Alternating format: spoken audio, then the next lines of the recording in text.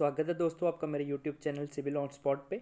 तो आज हम लोग देखने वाले हैं जो हमारे टॉप 200 इंटरव्यू क्वेश्चंस जो हैं, ये उसकी वीडियो की सीरीज़ का आज पार्ट 2 है। इससे पहले मैं पार्ट 1 बना चुका हूँ जिसमें मैंने 25 क्वेश्चंस कवर करे थे, जो हमारी जो सिविल इंजीनियरिंग की जो टॉप 10 कंपनीज़ होती हैं उसमें पूछे जाते हैं। ये वो कंपनीज़ हैं जो मतलब मोस्ट ऑफ सिविल इंजीनियर की रिक्रूटमेंट करती हैं। तो ये कौन सी कंपनीज़ है मैं डिस्क्रिप्शन में दे दूंगा आपको कि जो मैंने वीडियोस बनाई हुई है। तो इसमें जो क्वेश्चंस कवर करे हुए हैं ये कौन कौन सी कंपनीज़ में पूछे हुए हैं, मैंने पहली वीडियो में भी आपको पार्ट 1 में बता दिया था। तो जिन बंदों ने पार्ट 1 नहीं देखा है तो उनके लिए मैं फिर से बता दूंगा। तो ये पार्ट 2 में जो हम लोग बना रहे हैं तो सेम उसी का पार्ट 1 का पार्ट 2 चल रहा है, ये सीक्वल चल रहा है। तो ये सीरीज़ है, तो इसमें मैं 200 क्वेश्चन जो कवर करने वाला हूँ। ठीक है, तो करते हैं आज की वीडियो को शुरू। तो आज का पहला क्वेश्चन है, on which factor the rate of hydration depends. ठीक है, तो कौन से फैक्टर होते हैं जिसमें हमारा जो रेट ऑफ हाइड्रेशन होता है वो डिपेंड करता है। तो अगर हम लोग इसकी बात करें तो ये डिपेंड करता है हमारा जो प्रपोर्शन होता है सीमेंट के इंग्रेडिएंट्स का, उस पर करता है। उसके बाद में जो फाइनेंस ऑफ सीमेंट होता है उसके ऊपर डिपेंड करता है। अगर सीमेंट जो फाइनर होगा तो मोर हाइड्रेशन होगी। ठीक है, टेम्परेचर पे डिपेंड करता है, अगर टेम्परेचर ज़्यादा होगा तो क्या होगा, उससे रैपिड हाइड्रेशन होगी। ठीक है, तो इन चीज़ों का आपको ध्यान रखना है। नेक्स्ट क्वेश्चन की तरफ बढ़ते हैं, what is a workable concrete mix. जो हम वर्केबल कंक्रीट मिक्स कौन सी होती है, ये क्वेश्चन हमें पूछा गया है। तो कौन सी जो मिक्स हमारी वर्केबल कौन सी होती है जो इजीली हम लोग जिसे मिक्स कर सकते हैं, प्लेस कर सकते हैं और कॉम्पैक्टेड कर सकते हैं एट द रिक्वायर्ड प्लेस। तो वो मिक्स कौन सी होती है, हमारी वर्केबल कंक्रीट मिक्स उसको हम लोग बोल सकते हैं। ठीक है, तो इसका आपको ध्यान रखना है। तो इन क्वेश्चंस के आंसर जो मैं आपको रेफरेंस के लिए दे रहा हूँ तो आप इन रेफर कर सकते हो। नेक्स्ट क्वेश्चन देखते हैं, what are the different grade of cement. ठीक है, जो हम लोग सीमेंट यूज़ करते हैं उसके कौन कौन से ग्रेड होते हैं और उसकी मिनिमम कंप्रेसिव स्ट्रेंथ जो होती है 28 डेज के बाद वो कितनी होती है, ये क्वेश्चन है। इस क्वेश्चन का आंसर हमें देना है। तो अगर हम बात करें तो सीमेंट के कितने ग्रेड होते हैं, 3 ग्रेड में आता है। 33 ग्रेड होता है, 43 ग्रेड होता है और 53 ग्रेड होता है। ठीक है, 33 ग्रेड की बात करें तो इसकी जो मिनिमम कंप्रेसिव स्ट्रेंथ होती है 28 डेज के बाद वो कितनी होती है, 33 न्यूटन पर एम एम स्क्वायर होती है। ठीक है, या मेगा पास्कल भी बोल सकते हो आप, न्यूटन पर एम एम स्क्वायर को मेगा पास्कल बोलते हैं। तो अगर 43 ग्रेड ऑफ सीमेंट की बात करें तो इसकी जो 28 डेज के बाद मिनिमम स्ट्रेंथ होती है वो कितनी होती है, 43 न्यूटन पर एम एम स्क्वायर होती है। और अगर बात करें 53 ग्रेड ऑफ सीमेंट की, इसकी जो मिनिमम कंप्रेसिव स्ट्रेंथ होती है जो हमारी 28 डेज के बाद होती है वो कितनी होती है, 53 मेगा पास्कल होती है या न्यूटन पर एम एम स्क्वायर होती है। तो इनका आपको ध्यान रखना है। तो ये जो हमने बता रहे हैं किसके लिए, ऑर्डिनरी पोर्टलैंड सीमेंट के लिए है। इसको यूज़ करते हैं और इसको हम लोग टेस्ट करते हैं कितने, 28 डेज़ के बाद हम लोग इसका जो है टेस्ट करते हैं इसको। ठीक है, तो आपको ध्यान रखना है। और उसके बाद ही हम लोग इसको यूज़ करते हैं डिस्क्राइब्ड मेथड जो हमें स्टैंडर्ड स्पेसिफिकेशन हमें मिली हुई है उसके अकॉर्डिंग हम लोग इसको यूज़ करते हैं। ठीक है, तो इसका आपको ध्यान रखना है, ये मैंने बता दिया आपको।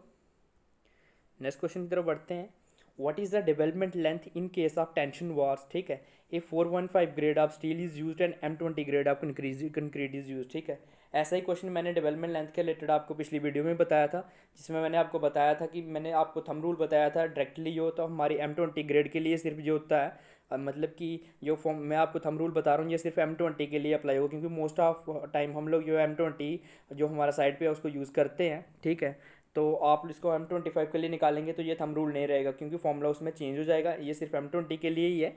तो जो मैं आपको बताने वाला हूँ, तो नहीं तो आपको क्या करना पड़ता है, पूरा फॉर्मूला जो है उसको अकॉर्डिंगली फॉर्मूले में पुट करके देखना पड़ता है कि क्या आंसर आएगा। ठीक है, तो उसको आपको IS कोड 456/2000 में मिल जाएगा फॉर्मूला क्या है, तो उसमें आप पुट करके देख सकते हो। लेकिन हम आपको क्या बताएंगे, थंब रूल बताएंगे जो आपको डायरेक्टली पूछा जा सकता है इंटरव्यू क्वेश्चन में वहाँ के, क्योंकि आपको डायरेक्टली पूछ लेंगे कि M20 ग्रेड ऑफ कंक्रीट आपका, तो ये टेंशन वार है और उसका ग्रेड दिया रखा है आपको 415, तो आप बताओ इसका डेवलपमेंट लेंथ क्या रहेगा।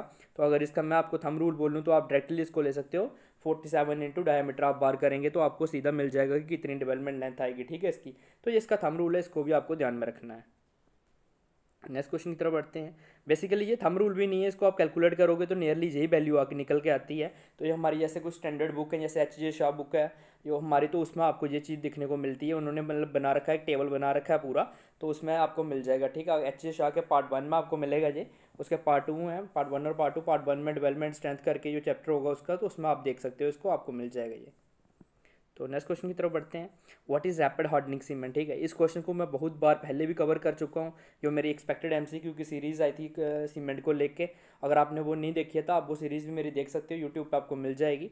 और साथ में SSC JEE के जो मैं क्वेश्चन कवर कर रहा हूँ 2012 से लेकर 2019 में, उसके बीच में मैं इस क्वेश्चन को बहुत बार कवर कर चुका हूँ। तो फिर से इसको देखते हैं एक बार, क्योंकि उसमें भी मैंने कवर करा लेकिन फिर से एक बार देख लेते हैं। तो जो रैपिड हार्डनिंग सीमेंट होता है ये पहले नंबर तो प्रोड्यूस कैसे किया जाता है, इसमें ये कैसे प्रोड्यूस होता है, जब हमारे पास जो हायर ट्राइकैल्शियम सिलिकेट का कंटेंट होता है और उसको जब हम लोग क्या करते हैं बाय फाइनल ग्राइंडिंग आप सीमेंट क्लिंकर के साथ करते हैं, तो तब इसको हम लोग रैपिड हार्डनिंग सीमेंट को प्रोड्यूस कर सकते हैं। ठीक है, और अगर बात करें हम लोग रैपिड हार्डनिंग सीमेंट जो है यूज़ कहाँ होता है, तो ये कहाँ पे यूज़ होता है, यहाँ पे हमें स्पीड कंस्ट्रक्शन करनी होती है और जैसे हम जहाँ पे हमें क्या अर्ली स्ट्रेंथ रिक्वायर्ड होती है वहाँ पे इसको यूज़ कर सकते हैं हम लोग, या फिर कोई रिपेयर वर्क चल रहा है, हमारा कोई स्ट्रक्चर है उसका रिपेयर करना है हमें जल्दी जल्दी, तो वहाँ पे इसको यूज़ कर सकते हैं, या फिर कोल्ड वेदर कंडीशंस वगैरह में हम लोग इसको यूज़ करते हैं। तो इन सब चीज़ों का आपको ध्यान रखना है। ये मैंने आपको बता दिया कि ऑब्टेन कैसे करते हैं ट्राई कैल्शियम सिलिकेट का, and you by fine grinding आप सीमेंट क्लिंकर के साथ जब हम लोग मिक्सचर होता है ये। ठीक है, तो इसका आपको ध्यान रखना है। और यूजेस के बारे में मैंने आपको बता दिया, इसका स्पीड कंस्ट्रक्शन वगैरह में यूज़ करते हैं, अर्ली स्ट्रेंथ के लिए यूज़ करते हैं। नेक्स्ट क्वेश्चन है, by rapid hardening cement is not use for mass concrete और फॉर लार्ज स्ट्रक्चरल सेक्शंस। ठीक है, जो हमारा रैपिड हार्डनिंग सीमेंट होता है उसको हम लोग जो मास कंक्रीट हमारा जो कंस्ट्रक्शंस होती हैं वहाँ पे इसको यूज़ क्यों नहीं करते हैं, ये क्वेश्चन है। बहुत अच्छा क्वेश्चन है ये। तो अगर हम लोग इसके बारे में डिस्कस कर रहे हैं तो जो हमारा रैपिड हार्डनिंग सीमेंट होता है वो क्या करता है, large quantity of heat of hydration उसमें से प्रोड्यूस होती है कौन से टाइम में, अर्ली स्टेजेस में। ठीक है, तो उसी वजह क्या होता है कि जो टेम्परेचर इनसाइड द कंक्रीट होता है ना वो इंक्रीजेज होता है, तो उसकी वजह से क्या होता है जब ये कूल होगा तो उसमें क्या होगा, बाद में क्या होता है हमारे पास जो है स्ट्रक्चर में क्रैक्स वगैरह आ जाते हैं। ठीक है, क्योंकि इसमें से हीट ऑफ हाइड्रेशन बहुत ज़्यादा होती है अर्ली स्टेजेस में, तो जैसे ही कंक्रीट हमारी कूलिंग स्टेजेस में आएगी बाद में तो उसमें क्रैक्स वगैरह आ सकते हैं, तो इसलिए हम लोग रैपिड हार्डनिंग सीमेंट को यूज़ नहीं करते हैं। बस एक ही रीज़न है, तो इसको आपको ध्यान में रखना है।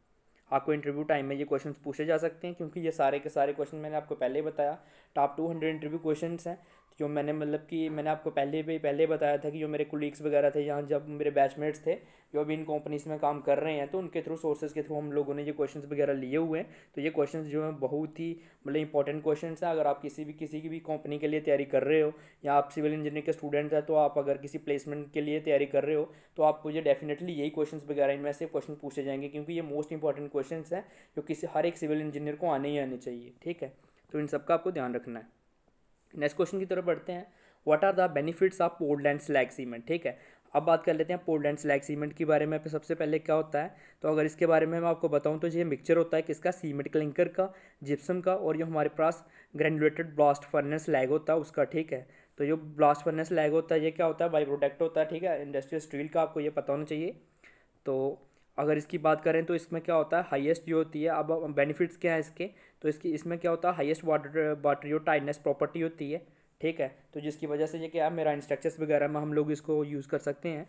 ठीक है, तो इसमें क्या होती है, लेस परमेबिलिटी होती है, लो हीट ऑफ हाइड्रेशन होती है, और मोर ड्यूरेबिलिटी प्रोवाइड करता है ये मेराइन वर्क्स में, मैंने अभी आपको बता दिया। ठीक है, और इसमें और क्या प्रोवाइड करता है, ये मेन चीज़ जो है, it offers high resistance against the attacks of chlorides के अटैक्स और सल्फेट के अटैक्स के अगेंस्ट ये क्या है, बहुत अच्छा हमें रेजिस्टेंस प्रोवाइड करता है।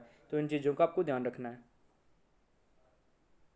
नेक्स्ट क्वेश्चन की तरफ बढ़ते हैं, what happens if the cement is too fine. ठीक है, अगर जो हमारा सीमेंट जो है बहुत ज़्यादा फाइन हो, ठीक है, तो उससे क्या होगा। ठीक है, तो सीमेंट अगर फाइन होगा तो वो सस्पेक्टेबल टू वेयर होगा, और जो सेट और डिट्रोइट्स जो करता है वो जल्दी कर जाएगा। ठीक है, तो इस चीज़ का भी आपको ध्यान रखना है।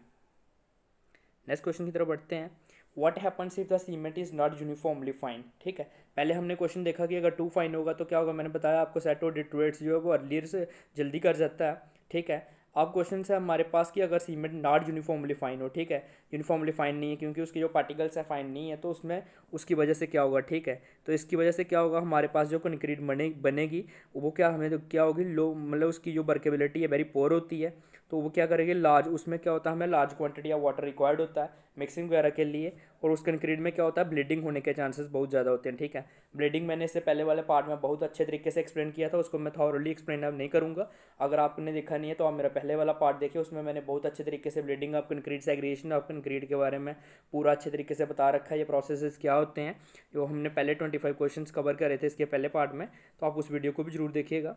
ब्लीडिंग बेसिकली अगर मैं आपको बताऊँ तो क्या होता है, जो वाटर हमारे जो जैसे फ्रेशली मिक्स कंक्रीट है तो उसके जो सरफेस पे क्या होता है वाटर आ जाता है। ठीक है, तो उसको हम लोग ब्लीडिंग बोलते हैं। ठीक है, तो इसका आपको ध्यान रखना है। नेक्स्ट क्वेश्चन देखते हैं, what is consistency of standard cement paste. ठीक है, जो हमारी स्टैंडर्ड सीमेंट पेस्ट होती है उसकी कंसिस्टेंसी के बारे में पूछा जा रहा है अपने को। अगर हम इसके बारे में बात करें तो जो कंसिस्टेंसी होती है वो क्या करती है, जो हमें परमिट करती है, बिकेट प्लंजर जो होता है ना हमारा, जो बिकेट प्लंजर होता है वो होता है 50 mm लॉन्ग होता है और उसका जो डायमीटर होता है 10 mm लॉन्ग होता है। तो जो consistency of standard cement paste होती है वो उसको परमिट करती है to penetrate at a point, जो 5 mm to 7 mm पेनिट्रेट करने के लिए परमिट करती है, ठीक है, from the bottom of the Vicat mould, ठीक है। तो उसको हम लोग क्या बोलते हैं, कंसिस्टेंसी बोलते हैं आप स्टैंडर्ड सीमेंट पेस्ट की, ठीक है। तो इसका आपको ध्यान रखना है। इसमें आपको डायरेक्टली भी पूछा जा सकता है, इंटरव्यूअर आपको पूछ सकता है जो आपका इंटरव्यू ले रहा है कि जो बिकेट प्लंजर होता है वो कितना लंबा होता है, तो आपको पता होना चाहिए 50 mm लॉन्ग होता है और उसका डायमीटर कितना होता है, 10 mm होता है, और पेनिट्रेट कितना करता है वो 5 mm to 7 mm ये होता है, पेनिट्रेट करता है from the bottom of the Vicat mould, ठीक है। तो इन सब चीज़ों का आपको ध्यान रखना है।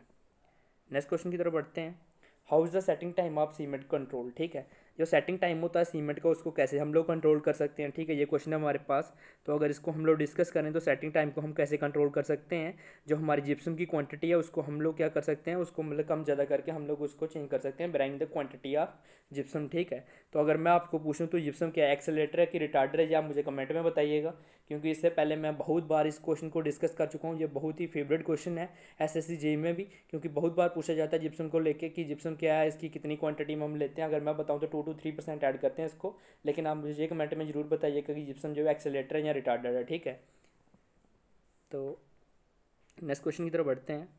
नेक्स्ट क्वेश्चन है which size of aggregate divide fine aggregate from coarse aggregate, ठीक है। साइज का मतलब कौन, जब हम लोग जो है एग्रीगेट किसी मतलब करते हैं इसको डिवाइड कर मतलब कि सेपरेट करते हैं, तो कौन सा साइज है जिससे हम लोगों को पता चलता है कि यह फाइन एग्रीगेट और कोर्स एग्रीगेट के बीच में आता है, जो इंटरमीडिएट होता है दोनों को अलग अलग करता है। तो इसकी अगर हम बात करें तो कौन सा होता है, 4.75 mm होता है, ठीक है, जो मतलब जो साइज़ होता है, ठीक है। अगर एग्रीगेट का साइज जो है लेस देन है 4.7 mm तो क्या होगा, फाइन एग्रीगेट होंगे। और अगर 4.75 है या उससे ज़्यादा है तो उसको क्या बोलते हैं हम लोग कोर्स एग्रीगेट बोलते हैं। तो इसका आपको ध्यान रखना है। नेक्स्ट क्वेश्चन देखते हैं what is bulking of sand, ठीक है। सैंड में जो बल्किंग होती है उसको क्या, वो कैसे क्या होता है, वो प्रोसेस क्या होता है। तो अगर हम जो बल्किंग ऑफ सैंड होता है या फाइन एग्रीगेट होता है, ये फिनोमिना होता है जिसमें क्या होता है, of increase in sand volume increase होता है, किसकी वजह से, इंक्रीज ऑफ मच्योर कंटेंट की वजह से, ठीक है। पानी का जो होता है कंटेंट होता है उसकी इंक्रीज होने से ये बल्किंग ऑफ सैंड होता है, ठीक है। इंक्रीज इन वॉल्यूम ऑफ, ठीक है, वॉल्यूम ऑफ सैंड, ठीक है। तो इसका आपको ध्यान रखना, उसको क्या बोलते हैं, बल्किंग ऑफ सैंड बोलते हैं। नेक्स्ट क्वेश्चन की तरफ बढ़ते हैं। What is grading of aggregate, ठीक है। ग्रेडिंग ऑफ एग्रीगेट क्या होता है, ये प्रोसेस होता है जिसमें हम लोग एग्रीगेट जो होते हैं उसको सीव्ड करते हैं थ्रू द स्पेसिफिक सीप से, ठीक है। तो उस प्रोसेस को क्या बोलते हैं हम लोग, ग्रेडिंग ऑफ एग्रीगेट बोलते हैं, ठीक है। तो इसका आपको ध्यान रखना है, the process in which aggregates are sieved through the specified सीप्स, ठीक है। एग्रीगेट को बेसिकली क्या होता है, सीप से जब हम लोग छानते हैं डिफरेंट डिफरेंट सीप से, तो उस प्रोसेस को क्या बोलते हैं हम लोग, ग्रेडिंग ऑफ एग्रीगेट बोलते हैं, ठीक है। व्हाट इज़ फ्लोइंग कंक्रीट, ये मोस्ट इंपॉर्टेंट क्वेश्चन है, बहुत बार पूछा जाता है कि फ्लोइंग कंक्रीट क्या होता है। तो इसके बारे में अगर हम लोग बात करें तो फ्लोइंग कंक्रीट क्या होता है, कंक्रीट जब अपने क्या, जब हम लोग कंक्रीट की क्या होती है, वर्केबिलिटी को इंक्रीज करते हैं लेकिन विदाउट एडिंग वाटर, ठीक है। तो उसको क्या बोलते हैं हम लोग, फ्लोइंग कंक्रीट बोलते हैं। आपको इसका ध्यान रखना है, ठीक है। ये मतलब क्वेश्चन जो है बड़ा ही इंपॉर्टेंट क्वेश्चन है, क्योंकि इसको बहुत बार पूछा जाता है इंटरव्यू वगैरह में कि फ्लोइंग कंक्रीट क्या होता है। तो हम लोग जल्दी में ये बोल देते हैं कि अब हम लोग कंक्रीट की वर्केबिलिटी को इंक्रीज करते हैं तो उसको फ्लोइंग कंक्रीट बोलते हैं, लेकिन ये नहीं होता, विदाउट एडिंग वाटर होता है, ठीक है। ये मेन पॉइंट है, इसका आपको ध्यान रखना है। नेक्स्ट क्वेश्चन की तरफ बढ़ते हैं। By round shape used in reinforcement wall, ठीक है। मोस्ट इंपॉर्टेंट क्वेश्चन है ये, आपको बड़ी बार पूछा जाएगा कि हम लोग राउंड शेप ही क्यों लेते हैं रेनफोर्समेंट वॉल का, ठीक है। आपको एग्जामिनर डायरेक्टली पूछ लेगा कि अगर आप साइड इंजीनियर हो तो जो हमारे पास बार्स आते हैं उसकी राउंड शेप ही क्यों होती है, उसको सर्कुलर शेप में क्यों नहीं ले सकते, ठीक है। तो अगर हम लोग इसको मतलब इसको मैं डीप में आपको डिस्कस करके बताऊंगा, क्योंकि यहाँ पे तो हमने सिर्फ आंसर जो लिख रखा है आप देख सकते हो, मैंने लिखा हुआ है to avoid any possible stress concentration, ठीक है। तो आप वहाँ पे इतना बोल सकते हो, लेकिन अगर आपको बोला जाए कि एक्सप्लेन करो इसको क्या है ये, तो अगर हम लोग इसकी बात करें तो क्या होता है, जो हमारा स्ट्रेस कंसंट्रेशन होता है ना, वो हमेशा मोर होता है किस में, अगर हम लोग कोई भी चीज़ यूज़ करते हैं जिसमें जिसके कॉर्नर हो, ठीक है। तो उसमें क्या होता है कि इसका जो इससे क्या होता है कि pre mature failure of reinforcement होता है, ठीक है, अगर स्ट्रेस कंसंट्रेशन हमारा ज़्यादा हो, ठीक है। तो इसलिए हम लोग क्या करते हैं, सर्कुलर शेप यूज़ करते हैं ज़्यादातर। राउंडेड शेप जो होता है उसमें क्या होता है, स्ट्रेस कंसंट्रेशन जो होता है यूनिफॉर्म होता है, इसलिए जो हमारा सर्कुलर कॉलम होता है वो मोर एफिशिएंट होता है अगर हम लोग देखें रेक्टेंगुलर कॉलम से। लेकिन उसको हम लोग सर्कुलर कॉलम को, अगर आप अभी ये क्वेश्चन आ गया कि सर्कुलर कॉलम को हम लोग ज़्यादा यूज़ क्यों नहीं करते हैं, तो इसीलिए नहीं करते क्योंकि इसका जो होता है फॉर्म का जो होता है ना, सर्कुलर कॉलम को कॉस्ट करने के लिए जो फॉर्म वर्क वगैरह होता है, तो वो उसकी जो है हमें कॉस्टिंग ज़्यादा पड़ती है, इसलिए ये रेगुलर प्रैक्टिस में हम लोग ज़्यादा यूज़ नहीं करते हैं, ठीक है। और अगर और बात करें तो जो सर्कुलर वॉल्स होते हैं उनको हम लोग ईजी टू बेंड कर सकते हैं और कट कर सकते हैं किसी भी शेप में जो हमें रिक्वायर्ड होती है। और अगर वो इसके बारे में और बताऊं तो मैं इसकी जो बॉन्ड होती है ना इंक्रीज़ करता है, ये जो अपनी बॉन्ड विद कंक्रीट के साथ जो बॉन्ड स्ट्रेंथ होती है इंक्रीज़ करता है, ठीक है। तो इससे क्या होता है, ये ऐसा क्यों होता है, क्योंकि ये प्रोवाइड करता है रिप्स होती हैं, ठीक है, और जो प्रोवाइड करती है इंटरलॉकिंग प्रॉपर्टी प्रोवाइड करती हैं विद कंक्रीट, ठीक है। इन सब चीज़ों का आपको ध्यान रखना है। मेन रीज़न चाहिए कि स्ट्रेस कंसंट्रेशन जो भी हम लोग यूज़ करते हैं, अगर कोई हम लोग कॉर्नर वाली चीज़ यूज़ करेंगे जैसे हमारा रेक्टेंगुलर हो गया या स्क्वायर हो गया, तो उसकी स्ट्रेस कंसंट्रेशन जो होती है वो ज़्यादा होती है, ठीक है। तो जो हमारा जो सर्कुलर शेप चीज़ें होती हैं उसकी जो स्ट्रेस कंसंट्रेशन होती है वो यूनिफॉर्म होती है, ठीक है। तो इसलिए हम लोग मतलब राउंड शेप यूज़ करते हैं, ठीक है। तो इसका आपको ध्यान रखना है। नेक्स्ट क्वेश्चन देखते हैं, define the characteristic strength of material, ठीक है। करेक्टरिस्टिक स्ट्रेंथ को हमें डिफाइन करना है, ठीक है। तो अगर मैं करेक्टरिस्टिक स्ट्रेंथ की बात करूं तो अगर हम लोग अपने और हमारा IS 456-2000 कोड है उसके अकॉर्डिंग देखें तो करेक्टरिस्टिक स्ट्रेंथ कौन सी होती है, वो वैल्यू ऑफ स्ट्रेंथ होती है below which not more than जो हमारे 5% ऑफ द टेस्ट रिजल्ट जो होते हैं एक्सपेक्टेड टू फेल, ठीक है। तो उसको हम लोग क्या बोलते हैं, करेक्टरिस्टिक स्ट्रेंथ बोलते हैं, ठीक है। इसमें क्या होता है, हमारा अगर समझ लो कोई क्यूब है तो उसमें जो हमारे जो टेस्ट करेंगे हम लोग तो below which not more than 5% जो हमारे टेस्ट होंगे और उनको हम लोग एक्सपेक्ट करेंगे उससे ज़्यादा जो है फेल नहीं होंगे, ठीक है। Results are expected to fail, ठीक है। तो इसका आपको ध्यान रखना है।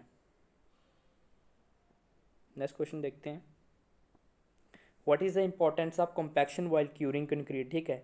अब हमें पूछा जा रहा है कि इंपॉर्टेंस क्या है कॉम्पैक्शन की जब हम लोग बॉयल करते हैं प्रिपेयरिंग कंक्रीट करते हैं, ठीक है। तो इससे क्या होता है, अगर हम लोग कॉम्पैक्शन जो है इससे क्या होता है to produce a dense concrete, ठीक है। और कंक्रीट में जिसमें मिनिमम वॉइड्स हो इसलिए हम लोग क्या करते हैं कॉम्पैक्शन करते हैं। और ये कैसे आता है, सिर्फ अचीव कर सकते हैं अगर हम लोग क्या करते हैं प्रॉपर कॉम्पैक्शन करते हैं, ठीक है। तो अगर हम लोग कॉम्पैक्शन नहीं करते हैं तो बेसिकली क्वेश्चन राइज होता है कि कॉम्पैक्शन हम लोग क्यों करते हैं। सबसे पहले तो क्यों करते हैं, क्योंकि इसमें क्या होता है एयर वॉइड्स होती हैं, ठीक है। तो एयर अगर हम लोग कॉम्पैक्शन नहीं करेंगे तो कंक्रीट में क्या होता है एयर वॉइड्स होती हैं जो कंक्रीट की स्ट्रेंथ को रिड्यूस करेंगी, उसकी ड्यूरेबिलिटी और स्ट्रक्चर की रिड्यूस करेंगी, ठीक है। तो अगर मैं बात करूँ अगर हमारे मतलब कोई कंक्रीट है उसमें 1% जो है एयर वॉइड्स हैं तो उसकी वजह से कितनी स्ट्रेंथ रिड्यूस होगी, 5 to 7% रिड्यूस हो जाती है, ठीक है। तो अगर आप बात करो आपके पास कोई कंक्रीट है समझ लो उसमें 5% वॉइड्स हैं, एयर वॉइड्स हैं, ठीक है। तो आप सोचोगे अगर 5 to 7% जो 1% के लिए रिड्यूस हो रही हैं तो 5% के लिए कितनी होंगी, 7, अगर हम लोग 5 to 5 करें तब भी 25 हो गई, ठीक है। तो अगर 7% अगर 1% से रिड्यूस हो रही है तो 35%, ठीक है। मतलब आप मान सकते हो 1/3 ऑफ द स्ट्रेंथ उसकी जो है रिड्यूस हो जाती है इसकी वजह से, ठीक है। तो अगर हम लोग प्रॉपर कॉम्पैक्शन नहीं करते हैं, ठीक है। तो अगर हमारी जो एयर वॉइड जो इंक्रीज़ होती हैं तो उसकी क्या होता है कंक्रीट की परमेबिलिटी को वो क्या करती है इंक्रीज़ करती हैं, तो उसकी वजह से क्या है हमारी जो ड्यूरेबिलिटी है वो डिक्रीज़ होती है, ठीक है। तो इन सब चीज़ों को अगर हमें मेंटेन करके रखना है तो हमें क्या करनी चाहिए, प्रॉपर कॉम्पैक्शन करना चाहिए, ठीक है। तो इन सब चीज़ों का आपको ध्यान रखना है। तो ये भी मैंने बता दिया आपको। अदर प्रॉपर्टीज़ की बात करें तो like durability, इम्परमेबिलिटी etcetera greatly depends on compaction of concrete के ऊपर, तो ठीक है मैंने बताया ड्यूरेबिलिटी डिक्रीज़ होती है अगर आप लोग क्या करते हैं प्रॉपर कॉम्पैक्शन नहीं करते हैं हम लोग, ठीक है। तो नेक्स्ट क्वेश्चन की तरफ बढ़ते हैं, what do you mean by M20 mix, ठीक है। जो हम लोग ऐसे सिंपली बोल देते हैं कि M20 मिक्स कौन सा है, ठीक है। M20 के इंग्रेडिएंट्स ऐसे बोल देते हैं, तो इसमें M20 होता क्या है बेसिकली, ठीक है। तो अगर हम बात करें M की तो M क्या किसके ऊपर स्टैंड करता है, मिक्स के ऊपर। और 20 होता है वो नंबर इंडिकेट्स करता है क्या, करेक्टरिस्टिक स्ट्रेंथ ऑफ क्यूब की करता है, ठीक है।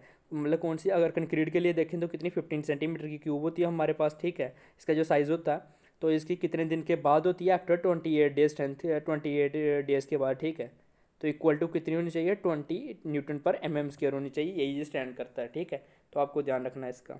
M स्टैंड फॉर मिक्स और 20 क्या करता है, indicates the characteristic strength of 50 centimetre cube after 28 days जो है कितनी होती है, 20 Nm/mm² होती है, ठीक है। तो नेक्स्ट देखते हैं, व्हाट इज़ वर्केबिलिटी, ठीक है। नेक्स्ट क्वेश्चन है हमारे पास जो वर्केबिलिटी है वो क्या होता है, ठीक है। तो अगर मैं वर्केबिलिटी की बात करूं तो ये क्या है, प्रॉपर्टी है कंक्रीट के जिसके थ्रू हम लोग क्या करते हैं कंक्रीट को ईजिली मिक्स कर सकते हैं, ट्रांसपोर्ट कर सकते हैं, प्लेस कर सकते हैं और कॉम्पैक्टेड कर सकते हैं, so that a dense concrete हमारे पास जो है वो ऑब्टेन्ड हो, ठीक है। और अगर हम इसको दूसरे भाषा में बताऊँ आपको तो क्या होता है, ये अमाउंट होता है जिसमें हम लोग क्या करते हैं यूजफुल इंटरनल वर्क जो हमें करना होता है required to be done in order to achieve the full compaction, ठीक है। अगर हमें फुल कॉम्पैक्शन लेनी है तो उसमें जो हम लोगों को क्या करना पड़ता है, रिक्वायर्ड मतलब करना काम करना पड़ता है amount of useful internal work जो होता है, तो उसको हम लोग क्या बोलते हैं, वर्केबिलिटी बोलते हैं, ठीक है। तो आप इसको कुछ भी बोल सकते हो, ठीक है, दोनों में से कोई भी चीज़ आप बोल सकते हो, एग्जामिनर जो आपको मतलब क्वेश्चन पूछा जाएगा इंटरव्यू के टाइम में, तो आप सिंपली बोल सकते हो कि प्रॉपर्टी होती है कंक्रीट की by virtue of which it can be easily mixed, transported, placed and compacted so that a dense concrete is obtained. ठीक है, तो इसका आपको ध्यान रखना है, कोई भी इन दोनों में से कोई भी डेफिनेशन आप दे सकते हो इसके लिए।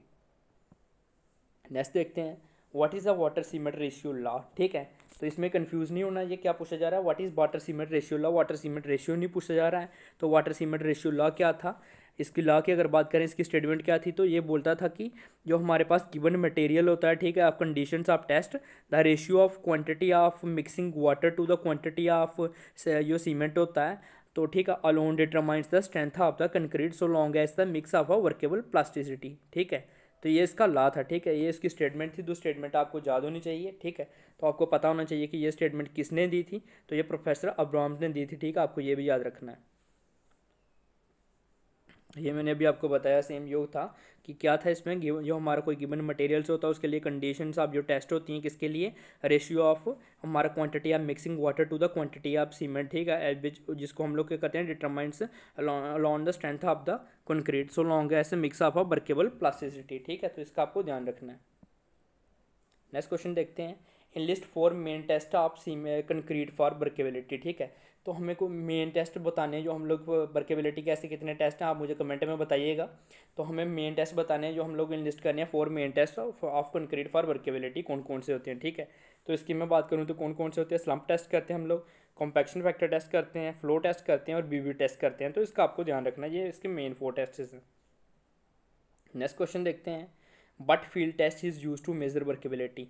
अब आ गया क्वेश्चन कि जो हम लोग फील्ड पे कौन सा टेस्ट करते हैं जनरली जो हमारी वर्केबिलिटी है उसको मेज़र करने के लिए। तो अगर हम लोग फील्ड की बात करें तो फील्ड में हम लोग अभी साइड पे कौन सा टेस्ट करते हैं, तो स्लम्प टेस्ट करते हैं। ठीक है, तो इसका आपको ध्यान रखना है। स्लम्प टेस्ट ये भी मैंने आपको बताया, is use to measure workability on site as a day to day check on workability of concrete के लिए। नेक्स्ट क्वेश्चन देखते हैं, what are the two major parameters that determines the strength of concrete। ठीक है, तो कौन से 2 major parameters हैं जो हमें डिटरमाइन करते हैं, जिसे हम determine strength of the concrete. तो पहला कौन सा है, वाटर सीमेंट रेशियो होता है। अगर हमारे पास वाटर सीमेंट रेशियो हायर होगा तो उससे क्या होगा, lower the strength of the concrete होगा, जो स्ट्रेंथ होती है कंक्रीट की रिड्यूस करती है। अगर मैं आपको बताऊँ तो वाटर सीमेंट रेशियो कहाँ तक होना चाहिए, जैसे हमारी स्ट्रेंथ जो है वो भी ठीक रहती है और वर्केबिलिटी भी ठीक रहती है, तो वो होता है 0.45 तक। अगर हमारा जो वाटर सीमेंट रेशियो 0.45 से एक्सीड करेगा, वर्केबिलिटी तो हमारे पास इंक्रीज होगी, अच्छी आएगी, लेकिन उससे क्या होता है, हमारी स्ट्रेंथ जो है वो रिड्यूस होने लगती है। ठीक है, तो आपको ध्यान रखना होता है वाटर सीमेंट रेशियो का। और नेक्स्ट होता है हमारे पास डिग्री ऑफ कॉम्पैक्शन। ठीक है, जो हम लोग कॉम्पैक्शन करते हैं, अगर हम लोग प्रॉपर कॉम्पैक्शन नहीं करते हैं, मैंने अभी आपको पहले पूरे कॉम्पैक्शन को डिटेल में बताया, तो उससे 1/3 मैंने आपको बताया था कि अगर समझ लो हमारे पास जो 5% एयर वॉइड्स भी रह जाती हैं, तो उससे 1/3 स्ट्रेंथ जो हमारी रिड्यूस हो जाती है। तो इसको अभी हम लोगों ने डिस्कस करा, तो इससे क्या होता है, स्ट्रेंथ जो होती है रिड्यूस होती है with lower degree of compaction के साथ, तो इसका भी आपको ध्यान रखना है। तो अभी मैंने आपको कॉम्पैक्शन के बारे में अच्छा बताया था अभी थोड़ी देर पहले। नेक्स्ट क्वेश्चन देखते हैं, आज का जो लास्ट क्वेश्चन है हमारा, what is a design mix concrete. Design mix concrete कौन सी होती है हमारी, तो डिज़ाइन मिक्स कंक्रीट वो होती है जिसमें हम लोग प्रोपोर्शन ऑफ जो इंग्रेडिएंट्स होते हैं कंक्रीट के, उनको प्रोड्यूस करते हैं कंक्रीट ऑफ रिक्वायर्ड जो हमें स्ट्रेंथ चाहिए होती है उसके लिए, और ये हमें कैसे कहाँ पे करते हैं, found out by the laboratory method से हम लोग फाइंड करते हैं। ठीक है, हम लोग, तो इसका आपको ध्यान रखना है। और ये हमें जो कंक्रीट प्रोड्यूस होती है by using these proportion of ingredients, तो उसको क्या बोलते हैं, डिज़ाइन मिक्स कंक्रीट बोलते हैं। ठीक है, तो मैंने अभी बताया आपको ये कि the proportion of ingredients of concrete, जो कंक्रीट के इंग्रेडिएंट्स होते हैं जैसे सीमेंट हो गया, सैंड हो गया, एग्रीगेट हो गया, to produce the concrete of required strength, जितनी हमें रिक्वायर्ड स्ट्रेंथ चाहिए होती है उसके अकॉर्डिंग हम प्रोड्यूस करते हैं। और ये कहाँ पे इस फाउंड आउट होती है, बाय लेबोरेटरी मेथड से होती है, तो इसका आपको ध्यान रखना है। तो इस प्रोपोर्शन को, जो कंक्रीट इस प्रोपोर्शन से हमारे पास प्रोड्यूस होती है, इंग्रेडिएंट्स होते हैं, प्रोपोर्शन ऑफ इंग्रेडिएंट्स होते हैं, तो उसको क्या बोलते हैं हम लोग, डिज़ाइन मिक्स कंक्रीट बोलते हैं। ठीक है, तो आज की वीडियो में हम लोगों ने नेक्स्ट 25 क्वेश्चंस देखे, जो हमारी जो टॉप 200 इंटरव्यू क्वेश्चंस जो होते हैं उसके जो ये सेकंड पार्ट था। तो ये क्वेश्चंस जो है मोस्ट इंपॉर्टेंट क्वेश्चंस हैं, जो आपको मोस्टली एग्जाम्स में देखने को मिलेंगे, मतलब एग्जाम्स में भी आपको देखने को मिल सकते हैं, क्योंकि अगर आप मतलब कोई रिटन एग्जाम दे रहे हो, ठीक है, तो एसएससी जेईई के जब आप रिटन एग्जाम्स वगैरह देते हो तो उसमें भी शॉर्ट आंसर टाइप क्वेश्चन में अगर आपको पूछे जाएँ तो उसमें आपको देखने को मिल सकते हैं, क्योंकि इंटरव्यू तो वहाँ पर अगर कोई इंटरव्यू देते हो तो वहाँ पर भी आपको ये मददगार साबित होंगे, और अगर आप किसी कंपनीज़ वगैरह में इंटरव्यू देते हो तो वहाँ पे भी होंगे। और अगर आप रेगुलर एकेडमिक पर्पस से देखें तो वहाँ पे भी आपको ये क्वेश्चंस पूछे जा सकते हैं एग्जाम्स वगैरह में, लेकिन बेसिकली ये जो हम लोग बना रहे हैं वीडियोस जो है इंटरव्यू के रिलेटेड हैं, तो ये सारे क्वेश्चन जो है इंटरव्यू में ज़्यादातर पूछे जाते हैं। ये मैंने टॉप 10 कंपनीज़ के लिए जिसके रिलेटेड मैं बना रहा हूँ, उस कंपनी को मैंने आपको स्टार्टिंग वीडियो के स्टार्टिंग में बताया था कि डिस्क्रिप्शन में मैंने दे रखी हैं कौन कौन सी कंपनीज़ हैं। तो इन कंपनीज़ में ये क्वेश्चंस पूछे जाते हैं। अगर आपके कोई फ्रेंड्स वगैरह या आपके जो कोई कजन्स वगैरह इन कंपनीज़ वगैरह में काम करते हैं, तो आप उनके साथ भी सिविल इंजीनियरिंग के जॉब पे हैं, तो आप उनके साथ भी डिस्कस कर सकते हो। आपको वो बताएंगे कि ये क्वेश्चंस जो मैं बना रहा हूँ तो ये रियलिटी में पूछे जाते हैं। ऐसा नहीं है कि मैंने कहीं से भी जो क्वेश्चन उठाए और वीडियो बना दी और आपको बोल दिया जी ये क्वेश्चन पूछे जाते हैं। ये एक्चुअली क्वेश्चन पूछे जाते हैं और आपको इन क्वेश्चंस का पता होना चाहिए अगर आप एज अ सिविल इंजीनियर काम करना चाहते हैं इन कंपनीज़ में, ठीक है। तो इंटरव्यू में काफ़ी मददगार साबित होंगे। तो अगर आप मेरे यूट्यूब चैनल पर नए हो तो चैनल को सब्सक्राइब कर लीजिए और बेल आइकन को भी प्रेस कर दीजिए, ताकि जब मैं नई वीडियो बनाऊं तो आपको नोटिफिकेशन मिलती रहे। तो इस वीडियो को ज़्यादा से ज़्यादा शेयर कीजिए अपने फ्रेंड्स वगैरह के साथ, जो मतलब सिविल इंजीनियरिंग के रिलेटेड किसी जो कंपनी में अगर प्रिपेयर कर रहे हैं जॉब के लिए, तो उनको ये क्वेश्चंस जो है मददगार साबित होंगे। और जहाँ अगर सिविल इंजीनियरिंग के स्टूडेंट्स वगैरह हैं तो आप उनको भी ये शेयर कीजिए, ताकि उनका भी जो नॉलेज है सिविल इंजीनियरिंग के रिलेटेड वो भी बढ़ सके। उनको पता चले कि कौन कौन से क्वेश्चंस वगैरह जो कंपनीज वगैरह में पूछे जाते हैं, ताकि जब वो प्लेसमेंट जो हमारी स्टार्ट होती हैं 6 सैम में, जो स्टार्ट हो जाती हैं 6-7 सैम में, तो 8 सैम में जो होती हैं प्लेसमेंट्स वगैरह, तो उन कंपनीज में उनको कोई परेशानी ना हो, क्योंकि ऑलरेडी से वो प्रिपेयर करना शुरू करते हैं। तो मेरी आज की वीडियो देखने के लिए धन्यवाद। Thank you.